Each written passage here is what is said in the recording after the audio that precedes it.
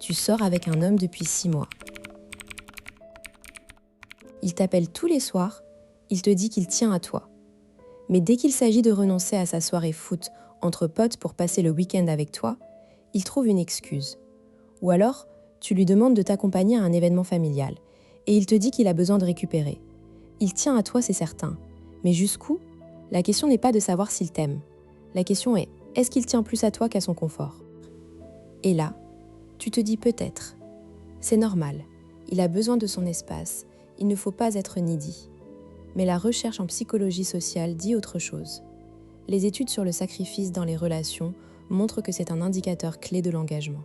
Pas les mots, pas les cadeaux, la disposition à sacrifier un confort personnel pour l'autre. Alors comment savoir si ton homme est prêt à faire ce pas ? Et comment faire pour que ce sacrifice ne devienne pas toxique ? C'est ce qu'on va décortiquer aujourd'hui. Je vais te montrer exactement ce que dit la science sur le sacrifice relationnel. Tu vas comprendre pourquoi certains hommes fuient l'inconfort et comment distinguer l'attachement authentique de l'attachement de confort. Ensuite, je te donnerai 3 techniques concrètes pour tester son engagement sans le braquer. À la fin de cette vidéo, tu sauras lire entre les lignes et agir en conséquence. Beaucoup de coachs en séduction te diront « s'il ne fait pas d'effort, c'est qu'il n'est pas intéressé ». Ou à l'inverse, laisse-le respirer, ne sois pas trop exigeante. Mais ces conseils sont trop binaires. La réalité est nuancée. Un homme peut tenir à toi et vouloir préserver son confort. Ce n'est pas un traître, c'est un être humain. Le problème, c'est que le confort est un ennemi silencieux de l'amour profond. Plus il s'habitue à un confort sans toi, moins il aura de motivation à faire des efforts. Et toi, tu risques de t'épuiser à attendre un engagement qui ne viendra jamais. Alors quel est le vrai mécanisme ? La chercheuse Caril Rusbult a étudié le sacrifice dans les relations amoureuses. Elle a découvert que la volonté de sacrifier ses intérêts personnels pour son partenaire est un prédicteur puissant de la stabilité du couple. Mais attention, sacrifice ne signifie pas abandon de soi. Il s'agit de petits gestes concrets, comme renoncer à une activité solo pour soutenir l'autre ou changer ses habitudes pour mieux s'adapter. Ce qui compte, ce n'est pas la grandeur du geste, mais la régularité et la bonne volonté.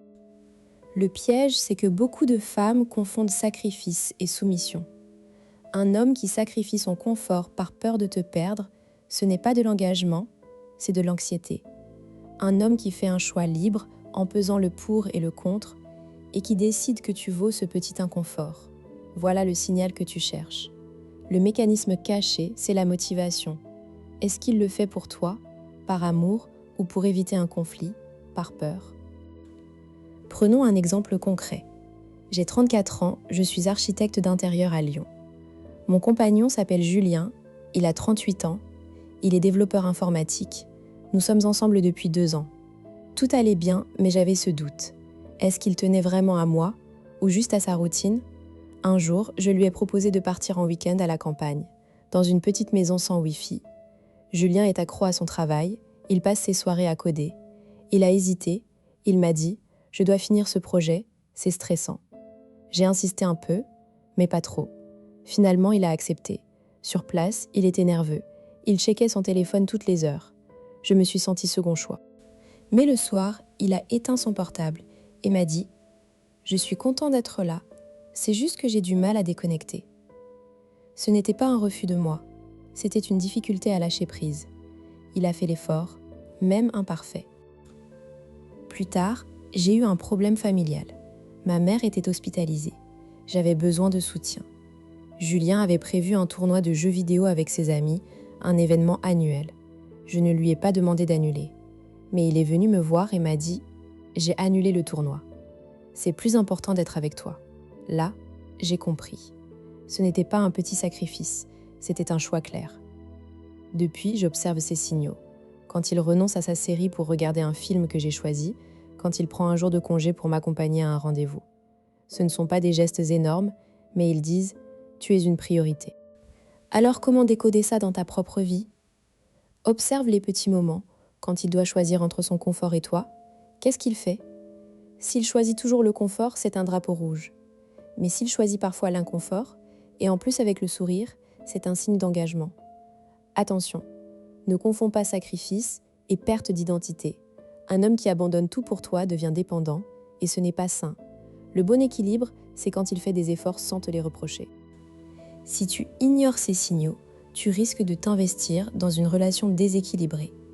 Toi, tu feras tous les efforts et lui resteras dans sa zone de confort. Avec le temps, tu deviendras amer et lui, il ne comprendra même pas pourquoi tu es frustré.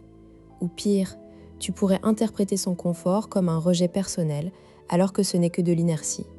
Connaître la différence te permet d'ajuster ton investissement émotionnel et de ne pas te perdre dans une quête d'attention. Maintenant, passons aux techniques concrètes.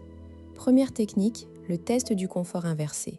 Propose-lui de faire une activité qui sort totalement de sa routine, mais qui te fait plaisir. Par exemple, un cours de danse, une randonnée matinale, un concert d'un artiste que tu aimes. Ne choisis pas quelque chose d'extrême, mais un petit défi logistique. Observe sa réaction. S'il dit non sans alternative, note-le. S'il dit oui mais râle, c'est un effort. S'il dit oui avec enthousiasme, c'est un excellent signe. Les mots exacts, j'aimerais qu'on aille à ce concert samedi, même si c'est un peu loin. Tu es partant? Sa réponse te dira tout. Deuxième technique, le sacrifice négocié.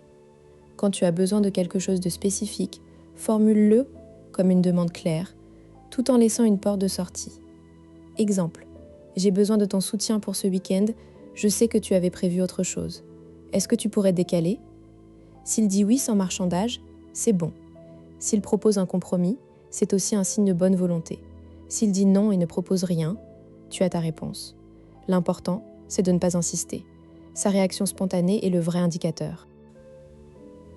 Troisième technique, l'observation des micro-sacrifices. Pendant une semaine, note les petites attentions. Est-ce qu'il prend le temps de t'écouter même quand il est fatigué? Est-ce qu'il partage la dernière part de gâteau?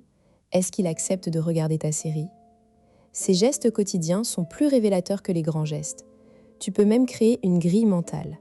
À la fin de la semaine, tu auras une cartographie claire de son investissement. Tu pourrais te dire, mais s'il fait des efforts juste pour me faire plaisir, est-ce que c'est authentique? Oui, au début. L'authenticité se construit dans la durée. Si les efforts sont constants et non forcés, c'est qu'il tient vraiment à toi. Autre objection, je ne veux pas être une fille qui exige des sacrifices. Ce n'est pas une exigence, c'est une observation. Tu ne forces rien, tu laisses la relation révéler sa nature. Et si tu as peur de le perdre en demandant trop, demande-toi, est-ce que je veux un homme qui me choisit ou un homme qui me tolère? Pour résumer, l'amour n'est pas dans les mots, il est dans les choix. Et les choix se mesurent à ce qu'on est prêt à abandonner. Un homme qui tient à toi ne te mettra pas toujours en premier, mais il fera des compromis sincères. Toi, tu n'as pas à exiger des sacrifices, mais à reconnaître ceux qui viennent naturellement. Et si tu veux aller plus loin, je te recommande le livre Les mécanismes de l'engagement de Caril Rusbult ou Attached en français. N'oublie pas de t'abonner pour plus de décryptage psy. Et toi, quelle a été la dernière fois où un homme a sacrifié son confort pour toi?